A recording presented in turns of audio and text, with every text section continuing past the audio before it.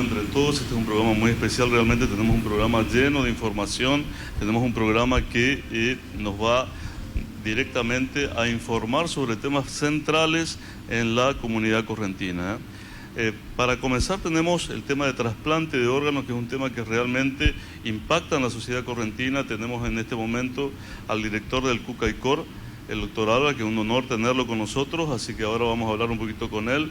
Tenemos también al representante, al doctor Ferrazzi del Club Leones a nivel distrital del Distrito 2, y también estamos con el doctor Enrique Bastorres, que nos va a informar un poquito del tema de economía. ¿Cómo estás? Hola, ¿cómo estás, Germán? Bueno, buenas tardes a todos. Estamos aquí en el programa Entre Todos. Muchísimas gracias por la invitación. Acompañarlos con temas de actualidad, con temas de cultura, de interés general, junto a nuestra compañera también, que ya la vamos a presentar, a la licenciada Laura Lacaba, especialista en neurociencia, y bueno, y temas importantísimos que vamos a tocar en esta tarde.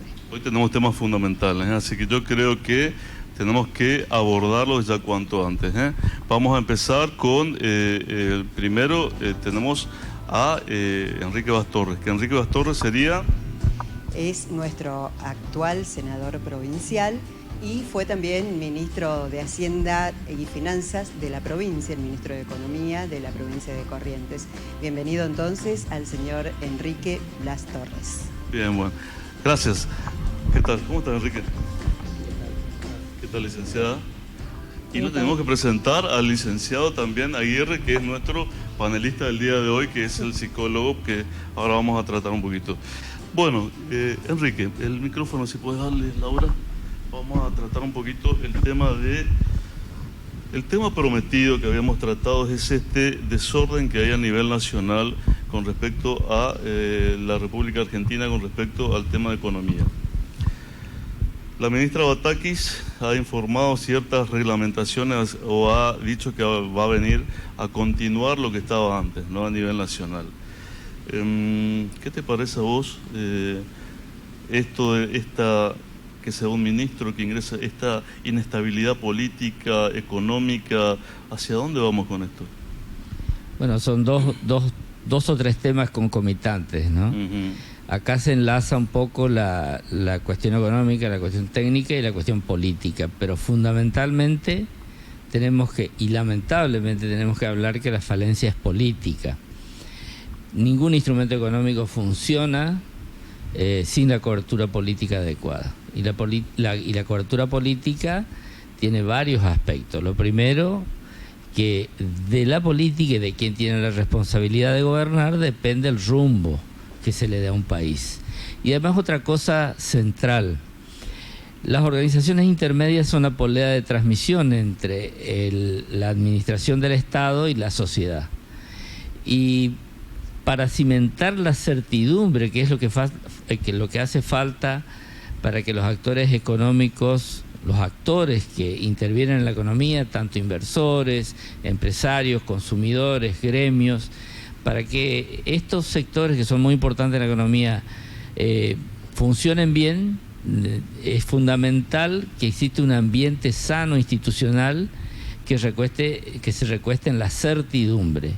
Sin certidumbre no hay confianza. O sea, tenemos en este momento una incertidumbre a nivel nacional con respecto a la economía, con este cambio primero del ministro de Economía y aparte con las pautas de una ministra que ya ha fracasado a nivel de la provincia de Buenos Aires, ¿no? No tanto por ese hecho, que es un hecho puntual, sino por la situación en general que ya tiene el gobierno con sus internas, con sus desencuentros, con la falta de criterio para poder encontrarse entre la propia alianza gobernante en un rumbo común. Hay críticas cruzadas entre el presidente y la vicepresidenta. Este conflicto, Enrique, este conflicto que hay entre el presidente y la vicepresidenta, que nos tiene a la sociedad hartos, porque realmente nos tiene bastante cansado entre el dime y direte entre el presidente y la vicepresidenta. ¿No hace que este escenario sea más inestable aún todavía? Bueno, es la causa fundamental de la incertidumbre. O sea, ningún funcionario, ningún ministro puede trazar un programa sustentable con esta tremenda incertidumbre que hay en quienes ostentan el poder, ¿no? Tanto el poder político como el poder nada menos que el presidente. O sea, inclusive impacta en el riesgo país. Nadie va a querer venir a invertir en un país donde haya tanto conflicto político, ¿no? Obviamente, desde afuera nos ven azorados las cosas que hacemos los argentinos. Y es lamentable que eso suceda. Por eso yo decía al principio que no existe un plan económico que resista la incertidumbre, los desencuentros de quienes tienen que tomar las decisiones políticas. Porque después quedan los acuerdos políticos con la oposición, que eso es un tema más profundo, que para poder avanzar en ese sentido es necesario que quien gobierna tengan el liderazgo hacia adentro de su propio espacio político, el liderazgo necesario para poder negociar con la oposición. Pero en este momento, como está la alianza gobernante, es imposible para la oposición detectar cuál es la cuestión que hay que conversar. ¿Cuál es el interlocutor válido, digamos, ¿no? Entonces los ministros están a las expensas de las declaraciones bastante altisonantes de la vicepresidenta, de las críticas que hace al propio gabinete, funcionarios que no funcionan, etcétera, etcétera. Eso genera una estabilidad al punto tal que el saliente ministro Guzmán elige un momento que se le echa la culpa de la irresponsabilidad, de lo introspectiva de su renuncia, pero justamente renuncia en el momento que la vicepresidenta lo estaba criticando.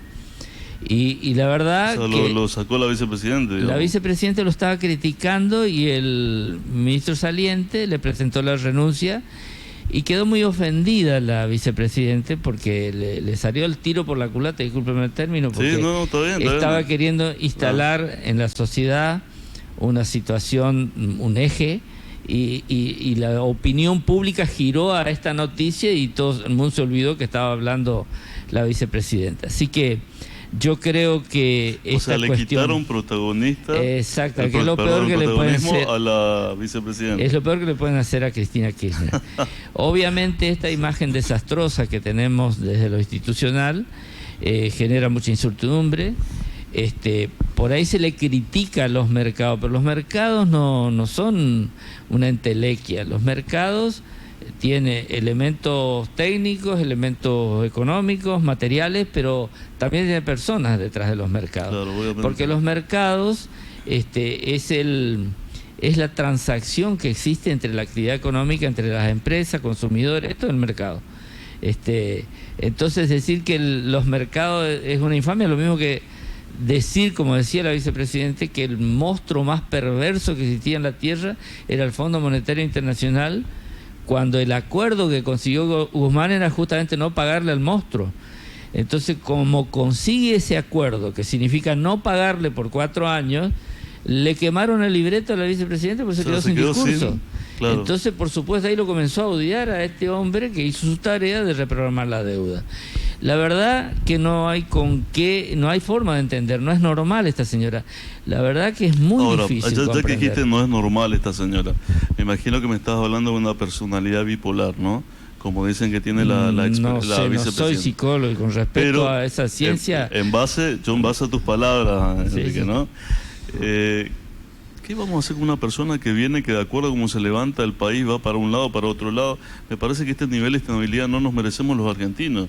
O sea, ¿qué podemos hacer más allá de esperar las votaciones y cambiar el color político a nivel nacional?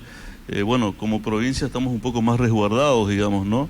Pero también impacta, ¿no?, en Corrientes. Así es. El mérito de una sociedad de lograr gobernabilidad se define como la capacidad que tienen los gobiernos de interactuar con la sociedad intermedia. Por eso es tan importante, yo nos remarco siempre este tema.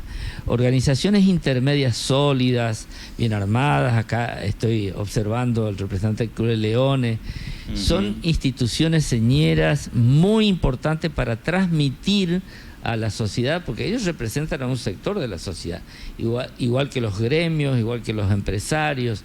La fortaleza de estas instituciones y de la independencia que tienen en la incumbencia de su tarea, sean asociaciones civiles sin fines de lucro, asociaciones que persigan, no importa, la actividad que fuera, todos son importantes para transmitir a la sociedad, a los integrantes de estas instituciones.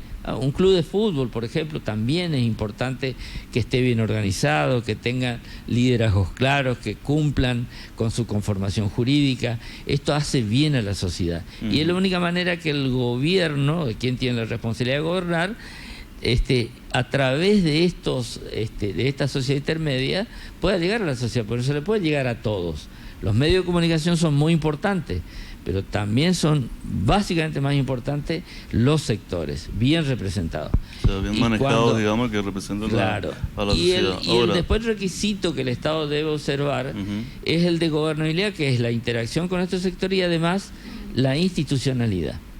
La institucionalidad, que se respete la división de poderes, que se mantenga un Estado ordenado, equilibrado, cumpliendo sus funciones esenciales, un ambiente de negocios con certidumbre. Si no, no existe... Bueno, ese ambiente de negocio con certidumbre, con este escenario político a nivel nacional, está devastado, digamos, ¿no? Porque es muy difícil. No tenés una proyección como empresario, si vos querés invertir en la Argentina, con una vicepresidenta que de acuerdo a cómo se levante, pasen las cosas, digamos. Exactamente, porque está cambiando las reglas desde del juego. El Instituto Patria, aparentemente, claro, ¿no? Cambian las reglas del juego permanentemente y las... Ahora, ¿hasta dónde vamos a aguantar los argentinos? Porque en realidad este nivel de inflación, ahora yo te voy a tirar unos tips y vos decime qué opinas, ¿no? Pero este nivel de inflación viene en aumento.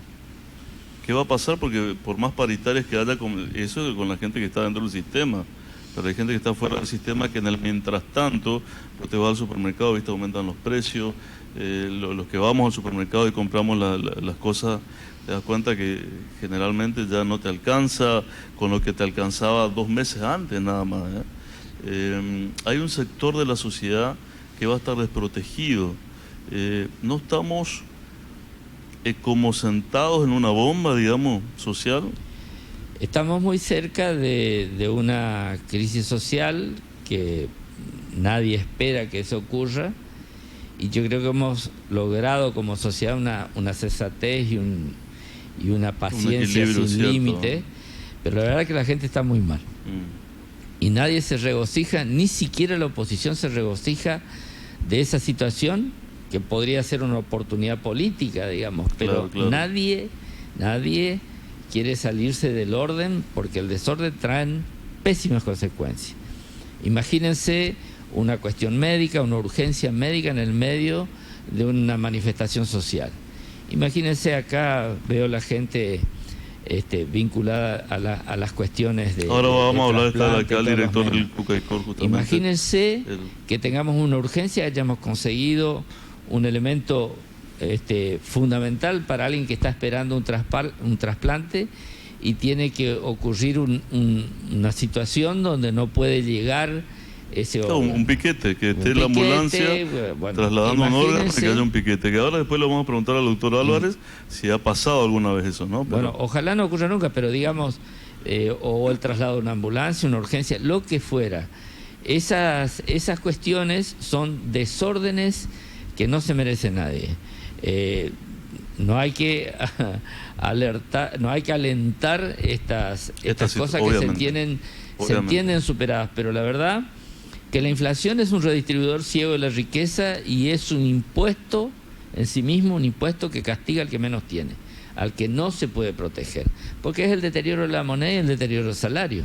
Entonces, estas cuestiones deben ser corregidas, pero no encontramos en el eje de gestión del gobierno nacional que estén acertando en esto. Y el decir de la ministra, recientemente asumida, que va a garantizar la continuidad de una visión errada o equivocada, nos parece poco alentador. Ahora, esta ministra ya estuvo en actividad cuando fue ministra de la provincia de Buenos Aires. Así es, Scioli, compartimos, ¿no?, espacios federales en la Comisión Federal de Impuestos, en el Consejo de Responsabilidad Fiscal, otros organismos federales donde me tocó participar, como la Comisión Arbitral.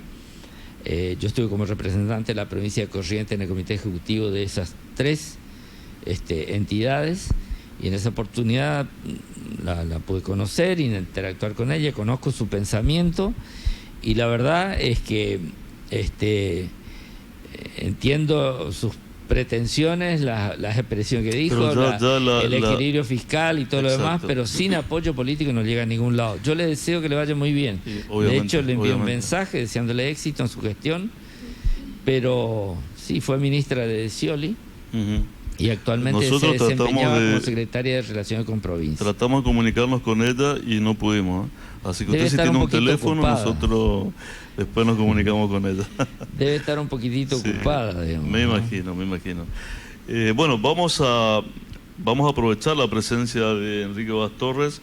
Vamos a ir a un corte ahora y seguimos con, obviamente, el senador provincial. Hay mucho por hablar con él, pero el tiempo es tirano. Así que vamos a tratar de un corte chico y vamos a hablar un poquito sobre algunos tips que tenemos como sociedad y qué proyecciones tenemos como sociedad, no solamente en Corrientes, sino en la República Argentina. Vamos a un corte y seguimos con Entre Todos.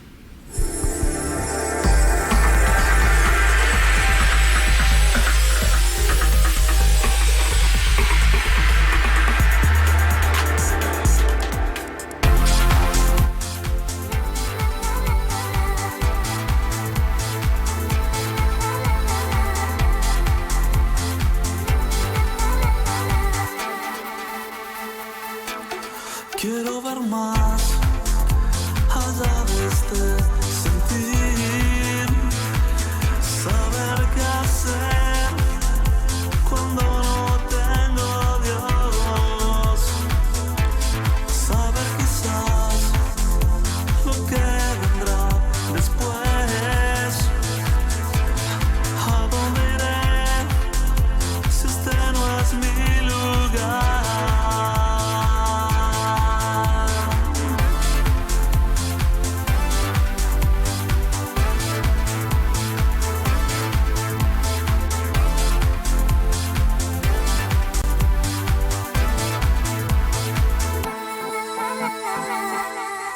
Escaparé de lo que no es real, ya no amaré lo que edifica mal, ya no estaré en medio de no ser y escalaré hasta llegar a ti.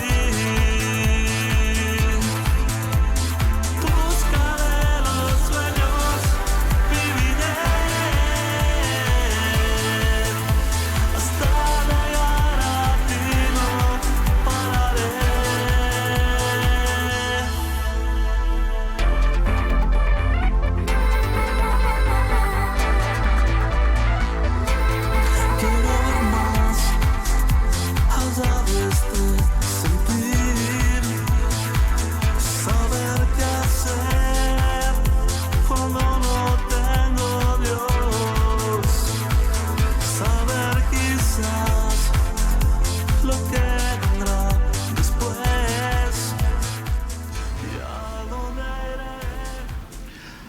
Bueno, continuamos con más de Entre Todos. Esto es obviamente un magazine donde tenemos mucha información a nivel político, médico obviamente que siempre va a estar presente, ya que habemos varios médicos acá en el programa, así que vamos a tratar siempre de informar sobre todo lo que sea de incumbencia social médica.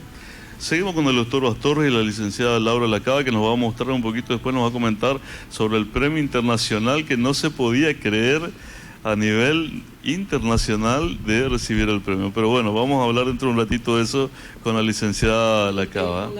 Dale. Bueno, vamos yo te voy a tirar unos tips, Enrique, y vos decime qué pensás.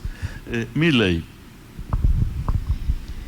Me parece un exagerado y oportunista, digamos, porque lo que nos costó mucho concluir una carrera profesional y a quienes nos costó mucho ejercer la función pública y lograr un desempeño y poder mostrar los resultados de un compromiso, de una vocación y de un trabajo, realmente con un apoyo político extraordinario de quienes, los gobernadores con los que me tocó trabajar, que siempre un gobernador tiene que tomar decisiones y cuando los ministros de Economía le acercamos algunas herramientas que le generan costo político porque son odiosas o porque tienen que ver con la recaudación y demás, la verdad que hay que animarse y la verdad que yo puedo decir trabajé con comodidad. Y cuando aparecen una de estas personas que critican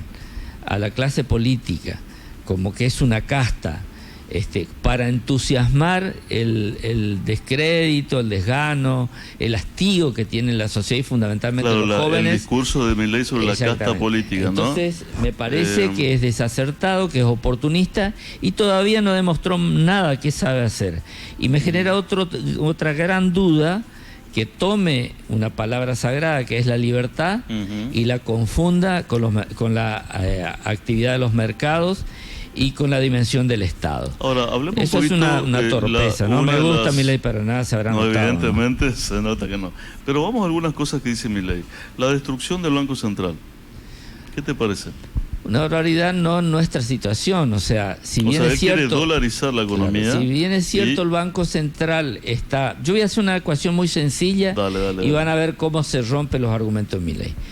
Si nosotros tomáramos la base monetaria en pesos, la que existe actualmente, que son todo el dinero circulante y todos los depósitos bancarios, si tomáramos esa suma, vamos a suponer que sean 100.000 billones, una cosa así.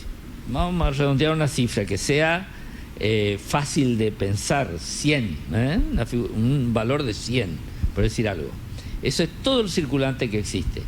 Supuestamente la contrapartida de esos 100 son todos los bienes y servicios que se transaccionan en una economía. Lo que está pasando es que los bienes y servicios mantienen su valor y la base monetaria va perdiendo valor, por eso cada vez se necesita más por una conducta equivocada que tiene el Estado, que es vivir en déficit. Como el Estado, o sea, el sector público básicamente, viene con déficit, se financia con el Banco Central, quien es el que regula esto. Colocando más billetes de lo necesario en la economía. Pero cuidado, genera más inflación también, claro, obviamente esa es la causa principal de la inflación. Exacto. ¿Qué dice Milei? Y la reserva del central es vamos a suponer, si la base monetaria es 100, las reservas en dólares es 1. ¿Estamos? Sí. Entonces Milei, ¿qué dice? Vamos a dolarizar la economía. Perfecto, destruir el Banco Central. Bien, vamos a sacar el Banco Central. Sí. Perfecto. Quiere dinamitar el Banco Central. ¿Cuántos dólares necesitamos nosotros para sustituir los pesos? Un cálculo matemático común, sencillo. ¿Sí? Bueno, habría que parar. Me imagino yo, ¿sí? Pienso yo soy médico, no soy economista, pero me imagino yo que será un proceso, ¿no? Pero él dice sustituir la base monetaria, o sea, hacer desaparecer los pesos. Chao los pesos de golpe, los dólares. Él no dice cómo. Él no dice cómo. Porque si uno va a sacar esa ¿cómo metes tantos dólares? Entiendo. Imagínense, el 50% de la economía está en negro. Sí. El 60% no hace transacciones bancarias. Bien. vaya a Santa Lucía, este hombre no conoce cómo funciona el país, porque vaya a Santa Lucía, La Valle, donde los horticultores funcionan al contado, donde existe mucha marginalidad, y dígale que mañana tienen que conseguir dólares.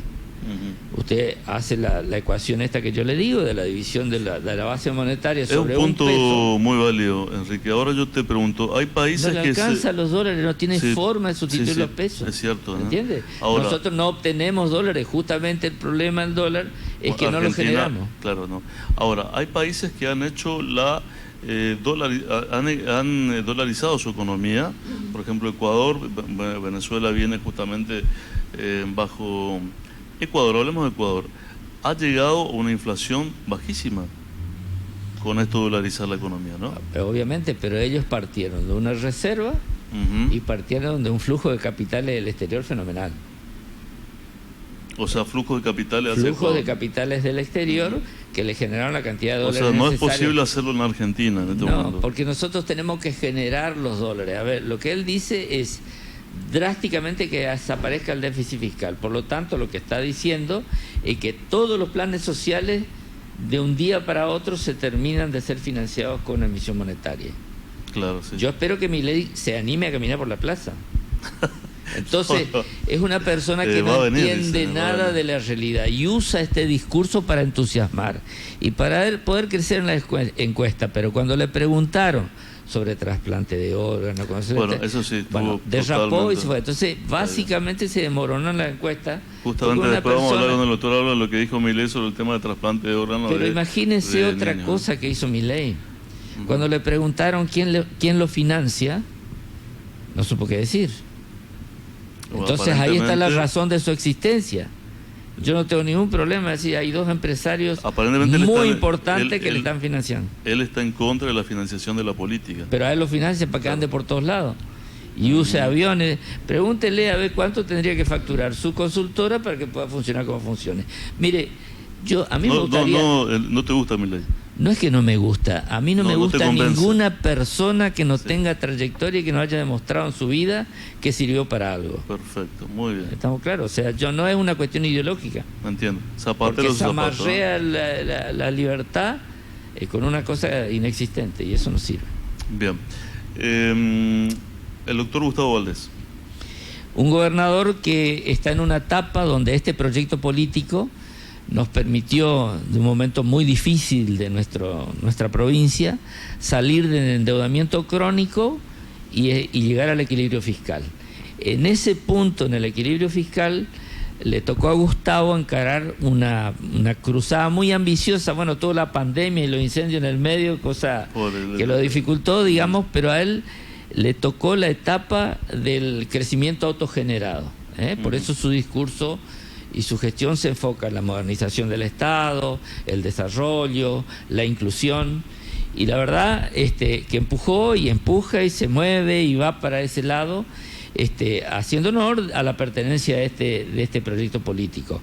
Es una etapa que le toca. Lamentablemente nos tocó la pandemia y bueno, nos desdibujó un poco el trazado, pero se está empeñando y hoy por hoy yo considero que Gustavo políticamente es un mensaje muy claro a la nación de cómo se hacen las cosas. ¿Puede llegar a ser vicepresidente o no? No sé qué será, pero yo yo preferiría decir que es un ariete de corrientes en la nación para algo. No sé qué, pero ojalá algo tiene se nos dé. Exactamente. Doctor Pedro Brayar Pocar. Un excelente vicegobernador, una persona de mucha trayectoria política, de mucho conocimiento, un excelente ser humano. Nos toca convivir con él en la legislatura y es un político de manual. Ustedes quieren, una larga trayectoria universitaria también, ustedes quieren que alguien diga algo que usted no sabe decir, pídanle a Pedro que le explique eso a la sociedad. Un excelente comunicador entonces. Muy bueno. Y por último, Cristina Kirchner. No lo entiendo. Un jeroglífico, una cosa maliciosa que nos tocó. La verdad es un germen de esa que los médicos no saben cómo resolver. No hay vacuna, no hay nada que se pueda resolver. No le entiendo y ni me interesa entender a esta altura del campeonato porque lo padecí como 12 años en la función pública. Le gambeteamos bastante, no se salió con la suya, no pudo con nosotros y creo que por eso nos odia. No quiere a los correntinos. Me hiciste reír, Enrique. Bueno, buenísimo. La verdad que es... la verdad que mejor no lo pudiste haber dicho. Bueno, un lujo haberte tenido en el programa. Muchas gracias por haber estado con nosotros. Teníamos muchas más preguntas, pero el tiempo es tirano y tenemos los próximos invitados. Si no, nos quedamos 3 horas hablando con vos. No, sería muy perjudicial para todos, porque la verdad lo mío no es muy bueno. Yo creo que la licenciada tiene mejores noticias que la mía. Bueno, vamos a hablar del tema con el premio internacional que ha recibido la licenciada de la Estrella 2022, que viene de APTRA y viene también obviamente de la Asociación de Actores a nivel nacional, ¿no? Sí, así es. Bueno, a toda la teleaudiencia les queremos contar que tenemos un galardón por este programa que comenzó hace muy poquito, pero que está teniendo un gran impacto en la sociedad, porque tratamos varios temas, no solamente temas políticos, sino también temas culturales y aquellos también que hacen específicamente lo que es la ciencia hoy. Por eso la distinción que tengo individualmente en lo particular para mí es por el Observatorio de Neurociencia que comenzó el año pasado, pero que lamentablemente lo comenzamos muy lentamente debido a la pandemia. Pero a día de hoy ya está trabajando con mucho más fuerza, potenciando a diversas mentes especialistas. Estoy trabajando con el doctor Germán Frechou y la verdad que es un buen equipo de trabajo. Y otra cosita que también quiero contarles. Contarle todo lo que estuvieron internados, hubo ternas de periodismo, de yo voy a contar cómo se llega a este galardón. Perfecto. En primer lugar, se nomina a las personas. Hay un coordinador en cada provincia que nomina a las personas. Y quiero decir que estar nominado no es ganar el galardón. Nosotros hemos sido nominados y hemos ganado, porque entramos a competir con otros especialistas. Entonces, en un momento dado fuimos nominados y después nos vinieron a informar que obtuvimos el premio Estrella 2022 por, en mi caso, el Observatorio de Neurociencia y en el caso del doctor Germán Frechou, por el periodismo tanto radial como televisivo. Bueno, gracias. Yo no lo quería decir hasta no tener la estatuilla, licenciada.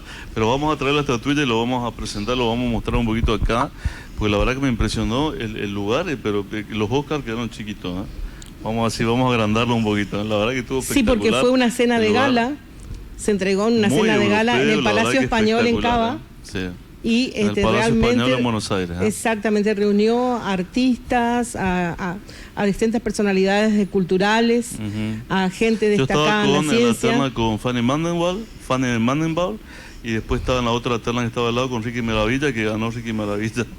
Así que había de todo un poco en el tema de ciencia. El día sábado tuvimos Ricky nosotros... Maravilla nos dijo que va a venir al programa. Exacto, y el día sábado tuvimos la gala nosotros virtual. Sí, una gala que no podíamos creer, impresionante, ¿eh? La verdad que estamos más que contentos con esto, que apenas que comenzamos ya tenemos un galardón a nivel nacional e internacional. Bueno, vamos a un corte y después continuamos. Tenemos mucho de hablar con el tema de trasplantes, así que vamos a hablar un poquito sobre todo lo que pasa en el Cucaicor, en Cucay, y vamos a introducirnos una temática bastante complicada para entender de la sociedad, que es el tema de trasplante de órganos, ¿eh? Bueno, vamos a un corte y continuamos con más de Entre Todos. Gracias.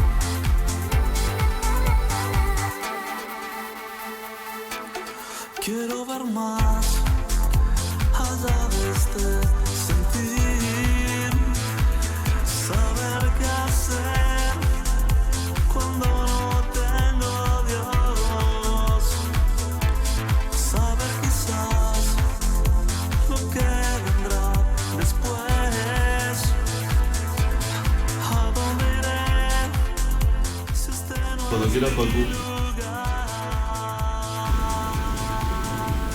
Bueno, continuamos con más de Entre Todos. Tenemos muchos temas importantísimos para tratar en Canal 5, que es el canal de la gente. Entre Todos ha recibido un premio internacional y aparte estamos realmente muy contentos con este premio nacional e internacional de los Estrellas 2022, que después vamos a mostrar con la licenciada Lacaba la estatuilla, que es espectacular, es una estrella de vidrio buenísima, ¿eh?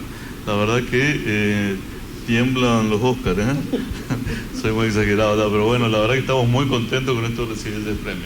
Bueno, vamos a este bloque, que es un bloque realmente que nos interesa muchísimo abordar, que es el tema de trasplante, toda la temática que lo que impacta en la familia, lo que impacta en la sociedad, cómo se hace un trasplante, cómo se decide cuál es un posible donante. Vamos a hablar un poquito de la muerte cerebral, que por ahí cuesta mucho aceptar en la familia un paciente que se le declara muerte cerebral y cómo puede, vamos a hablar con el psicólogo, también tenemos con nosotros al licenciado Luis Aguirre y Jenny, contanos un poquito de la trayectoria del doctor Álvarez.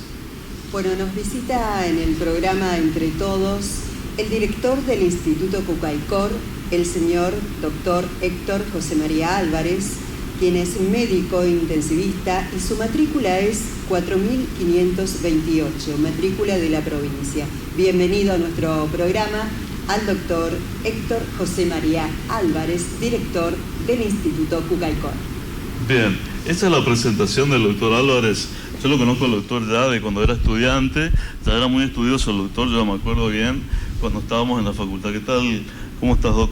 ¿Cómo andas, Germán? Un gusto bien. Y gracias por la invitación. Yo te voy a decir una cosa, Chiche. La verdad que nosotros como correntinos estamos orgullosos de profesionales como vos que han puesto a la provincia en un lugar de privilegio con respecto al Cucaicor. Vamos, antes de introducirnos al tema de trasplante, te voy a preguntar del Cucaicor, cómo se maneja, cómo es esa relación con el INCUCAI y cómo llegamos a estar entre los primeros lugares con respecto al manejo del trasplante.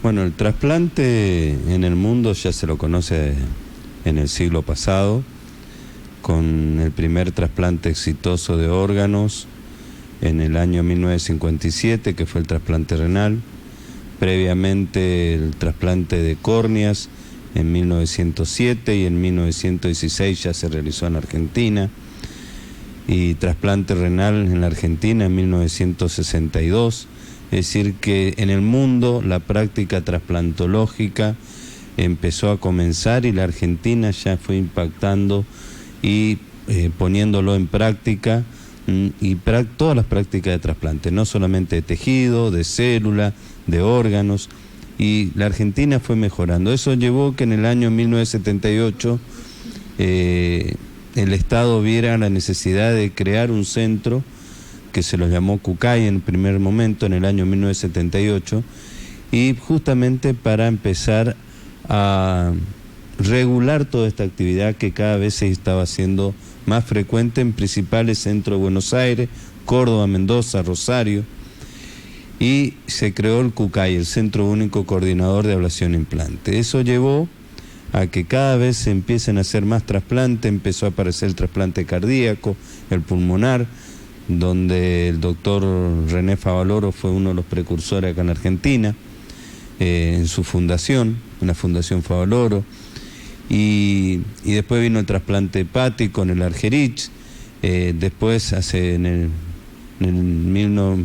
casi 2000 el trasplante intestinal, de intestino, siendo el único país de Latinoamérica, México y Argentina son los únicos dos países que realizan este tipo de trasplante.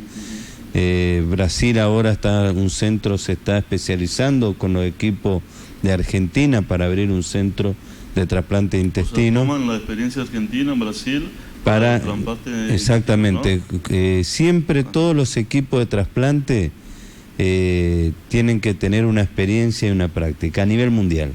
No es que yo, Germán, soy cirujano y quiero hacer trasplante de piel. Claro, tiene que haber una... Bueno, dígame, muéstreme todos los antecedentes, ¿quién va a ser su tutor?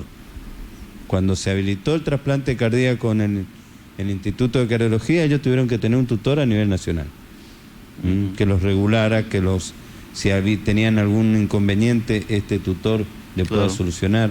Lo mismo Aparte para el venían de Buenos trasplante Aires renal. justamente a testear la cirugía, ¿no? Exactamente, cuando se habilita cualquier equipo de trasplante a nivel país, sí o sí tiene que ser en base a la regulación nacional y siempre tiene que tener un tutor y presentar antecedentes. No es que cualquiera puede hacer un trasplante, a cualquiera se le puede habilitar en la Argentina.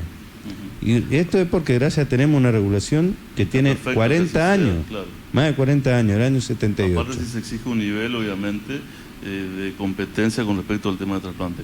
Chiche, ¿cuál es el trasplante en Corrientes? Hablando de Corrientes, ¿no? Porque estás a cargo de la provincia en el tema de trasplante. El más requerido, yo me imagino, tenemos muchos pacientes en diálisis en la provincia, el trasplante renal, el trasplante cardíaco. ¿Qué es lo que más está primero en la lista de demanda, digamos, de órganos en Corrientes? Y siempre es el trasplante renal porque tiene una máquina que lo mantiene. El paciente que tiene enfermedad renal crónica, primero de todo, ¿qué es el trasplante? El trasplante es la sustitución de un órgano, un tejido o de una célula hematopoyética que se reemplaza por algo que esté en buenas condiciones, que viene de los donantes. Y el trasplante es exitoso porque existen donantes. Y eso es lo que regula también el mercado, ¿no? Que tanto le gusta a Milei del mercado. Ahora vamos a hablar de Milei también, porque vamos a... Ya te escuché, ya sé que va a venir la pregunta, pero... es decir, que para que exista trasplante y el trasplante sea exitoso, tiene que existir un programa de detección de donantes. Bien. Que esto se amplió con la ley Justina, ¿no? No, fue la ley Justina, después vamos a hablar si querés. La ley Justina vino a mejorar la ley de donante presunto que viene del año 2005. Perfecto. El año 2005, la 26066, es la ley de que somos todo donante, salvo que expresemos lo contrario en el documento o en el INCUCAI. Lo que pasa es que dentro de la ley había un gris y se terminaba, no era tajante como es ahora con la ley Justina. Entonces uno preguntaba a la familia, terminaba decidiendo la familia. Y hoy en día sigue creyendo la familia que ella tiene la decisión. Y ya del año 2005 uno decide qué quiere hacer con su cuerpo, con sus órganos, con su tejido. Al menos que se niegue en el DNI, ¿no? Tiene que negarse a hacerlo. Exactamente. Salvo que exprese la oposición en el DNI o en el INCUCAI. Eso existe el año 2005. El donante presunto en Argentina existe en el año 2005. Pero ¿qué pasa? Todavía teníamos una tasa de 15 donantes por millón. Cada vez la práctica de trasplante es más exitosa, cada vez hay más indicaciones de trasplante. Vos me hablás, bueno, en el año, como estábamos hablando con el doctor, en el año 2019 con la ley Justina llegamos a 20 donantes por millón. Hubo más de 1.200 trasplantes en Argentina. Bueno, tiene que bajar la lista, ¿no? La lista se mantiene desde los últimos 10 años por arriba, cercano a los 8.000 pacientes en lista de espera de órganos. Pensé que estaban 7.000. Y 3.000 de tejidos. Tejidos que hablamos principalmente de la córnea. Hoy el trasplante más utilizado es el hueso. Y principalmente en los trasplantes dentarios, los implantes dentarios, los odontólogos usan hueso liofilizado, muchos de ellos humanos. Entonces, es el trasplante que más frecuente se usa hoy.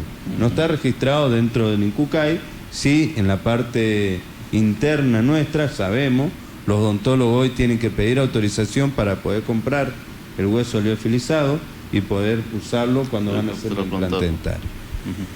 Y como hablábamos del trasplante renal, es el más frecuente porque dentro de los órganos, porque tiene una máquina. La diálisis mantiene a los pacientes no por vida. 10 años, 15 años, 20 años. Cada vez los pacientes se van deteriorando más. A diferencia del trasplante que no, que los cura. Y las personas vuelven a hacer su vida normal. Un paciente que está en diálisis tiene que ir 4 horas, 3 veces por semana. Si son del interior, viajar a los centros habilitados, a los centros de diálisis. Y eso va desgastando, y no solamente en el cuerpo, sino psicológicamente. Psicológicamente los pacientes cada vez tienen menos ganas de vivir. Y en cambio el trasplante cambia eso. Y si vamos por costo, el trasplante con la droga inmunosupresora es mucho más barato que la diálisis en un año. Bueno, excelente dato, excelente dato. La gente Vamos eso a no hablar sabe. un poquito de todo el proceso del trasplante, digamos, desde que aparece el posible donante. Yo te he visto en el hospital hacer ecotrans. Por eso vamos a hablar un poquito de la muerte cerebral, un tema que cuesta a los familiares entender cuando el familiar obviamente se le declara muerte cerebral. ¿Qué es la muerte cerebral, Chicha? Es la verdadera muerte de las personas. La muerte del cerebro del año 68, y no solamente a nivel médico, científico, por el comité de la Universidad de Harvard, que fue el primero que empezó a hablar, sino también por las legislaciones, Estados Unidos, España, nosotros mismos acá en Argentina, todas las legislaciones ya hablan de que la verdadera muerte de las personas es la muerte del cerebro. Y ¿Cómo determinás vos la muerte cerebral que vos tenés que lo que pasa es que certificar muchos esto? dicen el paro cardiorrespiratorio es la muerte de las personas. Si vamos a hablar de muerte, ¿cómo se hacía antes el diagnóstico de muerte? Y si la persona no respiraba o hubo un momento que se hacía sangría y si la sangre era negra, esta persona murió. O dejaba de respirar, y aunque tenía una ventilación superficial, dejaba de respirar, esta persona estaba muerta, capaz que estaba con un síncope. Y eso cambió, que antes no se velaban y muchas personas se enterraban en el cajón vivos. Después se despertaban y hasta que justamente por la legislación papal, un papa se tuvo que dejar 2 días, que fue el Papa Juan XIII, 2 días se lo tuvo que dejar velándolo para que todo, hasta que se elija nuevo papa, y el papa se despertó. Entonces a partir de ese momento se espera 24 horas y se hace el velatorio por 24 horas. Obvio, después eso fue cambiando, las técnicas instrumentales fueron mejorando, pasó a ser el electrocardiograma, plano, Claro, para hacer la muerte del paciente. Sí. que sea la muerte del Pero paciente. lo que yo te pregunto a vos, Y la muerte cerebral, bien, ¿por porque qué decimos es lo que más nos cuesta por ahí a los médicos terapistas, manejar el tema con la familia, que ahora después vamos a hablar con el psicólogo sobre cómo determinar. Me imagino que vos haces una ecotrans y vas viendo transcraneal, y vas viendo si hay flujo. Bueno, ¿cómo determinás vos la muerte cerebral de un paciente? Y bueno, y hablando sobre la muerte, ¿por qué yo te digo que la verdadera muerte de las personas es la muerte del cerebro? Porque en el caso del paro cardíaco es reversible. Si hay un médico, un paramédico o cualquier personal, hoy los mismos policías se entrenan, los bomberos se entrenan, hacen una RCP, la persona el corazón puede volver a latir porque es reversible y esa persona sigue viva. En el cambio del cerebro, cuando hablamos de muerte encefálica, hablamos que es la parada no solamente del tronco encefálico, sino del cerebro. Bien. Y cuando el cerebro fallece, la neurona fallece, es irreversible. O sea, la falta de flujo cerebral, que es lo que vos determinás la muerte cerebral. Ya sea fisiológico o por flujo. Fisiológico estamos hablando del electroencefalograma, los potenciales evocados, o por flujo, que sería la llegada de sangre al cerebro. Cuando deja de recibir sangre al cerebro, después de 15 minutos, ya fallece. Y cuando una neurona es la única célula que es irreversible, después que muere no se recupera, a diferencia de muchas otras células del organismo. Cuando una neurona fallece ya no se recupera más. Entonces, ¿esto lo entienden los familiares? Mucho lo entienden. Bien. Depende mucho y creo que lo va a decir el Vamos doctor. A hablar un poquito. Va mucho de la comunicación, de cómo es el comunicador. Si el comunicador sabe explicar... un buen feedback con la familia, claro. La familia no... Cuando yo siempre tengo una práctica, ¿no? Yo siempre que hablo a la familia trato que la familia entienda y mostrándole las neuroimágenes.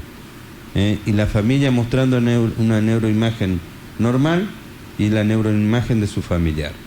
Y la familia entiende, cuando una se ve hemorrágico masivo y ven toda esa sangre dentro del cerebro, ya se dan cuenta que su familiar falleció.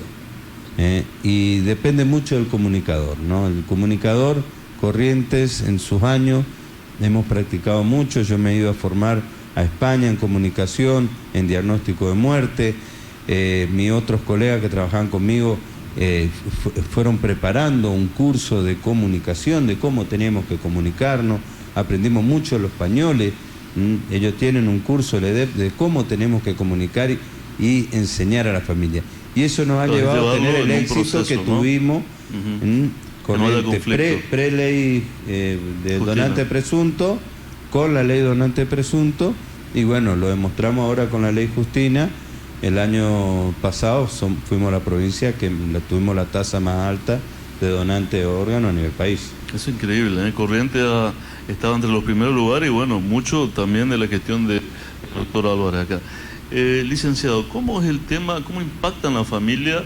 Porque la familia lo ve al paciente respirar por un respirador. ¿Cómo impacta en la familia que su familiar está muerto? Y es algo abrupto, ¿no? Digamos que es generalmente los accidentes de tránsito. ¿Cómo es ese manejo, ese impacto de la familia? Sí, la verdad que es un shock, es un trauma muy fuerte, porque estamos hablando de un ser querido, uno intentando ponerse en el lugar de esa persona, que vos perdiste un padre, una madre, un hijo, un hermano, tu esposa, un esposo. Entonces es un dolor emocional catastrófico en el momento, a veces muy difícil de reaccionar por parte de la persona, ¿no? Es muy diferente cuando hay alguien que ha estado luchando por su vida durante mucho tiempo. Y ya hay casi que de alguna manera los médicos le van preparando para la posibilidad del desenlace fatal que se puede dar, pero también, digamos, el porcentaje de probabilidad que pudiera tener de vida o no, ¿no es cierto? Pero ya hay una mayor preparación en la medida que se va dando cuenta que se va acercando más a la muerte que a otra cosa, ¿no? O sea, elaborar un duelo, digamos, ¿no? Diferente cuando es abrupto, cuando es brusco, cuando no dio tiempo a la despedida, no dio tiempo a nada, y te enterás y llegaste al hospital, ¿no es cierto? Ahí es muy importante, y la verdad que me alegra saber, porque no lo sabía, lo que dice el doctor, de la preparación que ellos tienen de una manera muy, muy fuerte. Se han especializado en poder comunicar al paciente, sobre todo al familiar del paciente fallecido, para que en este sentido pueda contenerlo, digamos. La rueda de las emociones. La rueda de las emociones. Claro, sí. Estudiamos mucho la rueda de las emociones y tratamos de ponerlo en práctica. Depende del momento. Nosotros nunca nos adelantamos, tratamos siempre de acompañar a la familia y observar cómo va la familia. Si la familia no entiende, no seguimos, esperamos que por el tiempo que haga su duelo, lo que hablas vos, que haga su duelo, que acepte la situación de su familiar y después recién volver y seguir comentando. No es que no, siempre chocar contra la pared la negativa, no. Siempre vemos la rueda de las emociones, vemos que tratamos, y hay muchas familias, nos ha tocado, que ni se le ocurran pedirle lo que sea donante de órganos a su familiar, porque no se van, y nosotros nos sentábamos a hablar y las familias nos salían abrazando, y depende mucho de la comunicación, algo que en la facultad no nos enseñaron, cómo manejar o cómo entrevistarnos o cómo informar. Muchas veces informamos cosas técnicas que a la familia no le interesa y después termina preguntando lo técnico sin saber el porqué o la razón de que llevó a su familiar a estar en esa situación. Lo que pasa es que a partir de la década del 90 empieza toda la movida de conocimiento del centro de las emociones, del sistema límbico. Bueno, es interesante. Con un premio internacional. En un camino, pero un gusto, la verdad. Me gusta lo que decís, Chiche, sobre ir respetando la percepción de la familia. Yo creo que, más allá que vos hiciste una formación en comunicación en España, la sensibilidad que el médico debe tener, el médico terapista, al informar a la familia, es percibir qué es lo que ellos pueden ir asimilando, metabolizando de la situación. Y me gustó esto que vos dijiste, que salen abrazados con vos. Yo creo que es acompañar el proceso, ponerse en el lugar del otro, la empatía con el otro, y sobre todo respetar estos procesos, ¿no? Así que, y eso va cambiando. Hablando ya de la terapia intensiva, hace muchos años ya se está hablando de la terapia abierta. Nosotros nos enseñaron de que había 2 horarios de visita y un informe por día. Esa fue mi escuela, mi formación. Sí, la mía también.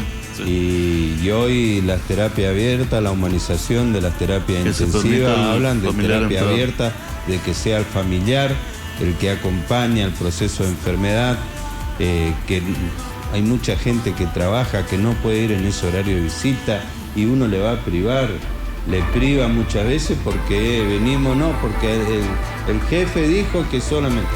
Y bueno, eso está cambiando, ¿no? Y en la jornada que hice en abril, justamente hay muchas licenciadas en enfermería que trabajan y médicos que trabajan en la humanización de la terapia intensiva, tratando de abrirse, ¿no? Porque yo creo que también eso es muy importante, porque si vos ya comenzás, ahora vos le ponés la barrera de entrada, una reja, que para hablar te pone una reja. Entonces, como la comunicación está la ira, la gente ya hace el rechazo, la ira. Que nos pasa a todos, nos pasa a todos. Tuvimos, más allá de que somos médicos terapistas, un familiar entero. A mí me pasó con mi mamá en pandemia. Yo tuve que ir a pedirle, siendo que era nuestro colega, vamos a decirle el doctor Mareco, porque ella estaba en el centro, cardiocentro, por favor que me dejen verla. Me dejó porque éramos colegas, pero esto que dice el doctor es fundamental, cómo está cambiando la temática de entender que el acompañamiento del familiar es fundamental. Obvio. Sí. Tenemos que hablar mucho con vos después de este tema. Bueno, doctor, un gusto tenerte en el programa. Gracias por haber estado con nosotros. Gracias, Luis, también. Vamos en un corte, Jenny, ¿te parece? Y continuamos con más. ¿Algo que quieras decir? ¿Algún agradecimiento, algo? No, la verdad que el éxito es de todo un equipo. Muchas veces la figura, en este momento soy yo, que soy el que coordina y el dirige. En buena hora, Chicha, en buena hora. Pero tengo todo un equipo joven, comprometido, que el día de ayer tuvimos nuestro donante número 15 de órganos, ya tenemos 50 en total en el año, tenemos mucho de donante de tejido a corazón parado, y no solamente en Corrientes Capital, sino en el interior, en Santo Tomé y en Paso Los Libres. Y nuestro donante de ayer, nuestro equipo estuvo toda la noche, ¿no? Los enfermeros, el técnico instrumentista, vinieron a buscar pulmón, que es muy difícil que se done pulmón, y hacer todo el traslado correctamente. Y la gente, ya no hay muchos centros en el país que hacen trasplante pulmonar, y cuando hablan de Corrientes ya saben el trabajo, la logística y el equipo, y vienen confiados. Y no solamente de pulmón, sino de corazón, de hígado. Y eso es gracias a todo el equipo que está comprometido. Creo que lo más importante en todo es el compromiso. Si vos tenés éxito, si vos tenés un premio, es porque te comprometés en lo que querés y luchás para que eso, quizás sin esperar que venga un premio, ¿no? Yo no lo hago esperando un premio, ¿no? Y vos no lo habrás hecho esperando tu premio. Pero estás comprometido con lo tuyo, y bueno, eso es lo más importante y lo que inculco siempre a los chicos que trabajan. Tenemos que comprometernos, y nosotros no tenemos cumpleaños, no tenemos vacaciones muchas veces, suspendemos. Ayer suspendió uno de mis logísticas, y eso es gracias al compromiso y de toda la gente que me rodea. Así que le agradezco a cada uno de ellos. Gracias por estar en el programa. El tiempo es tirano realmente, Jenny. Vamos a ir a un corte con más de Entre Todos. Realmente este bloque ha sido muy, muy productivo, ha sido muy rico en información con el doctor Álvarez. Yo creo que nos demos el lujo de tenerlo también comentándonos un poquito sobre todo el tema de trasplante. Ahora vamos un poquito del tema del Club de Leones también, Bueno, vamos a la pausa y ya volvemos Entre Todos.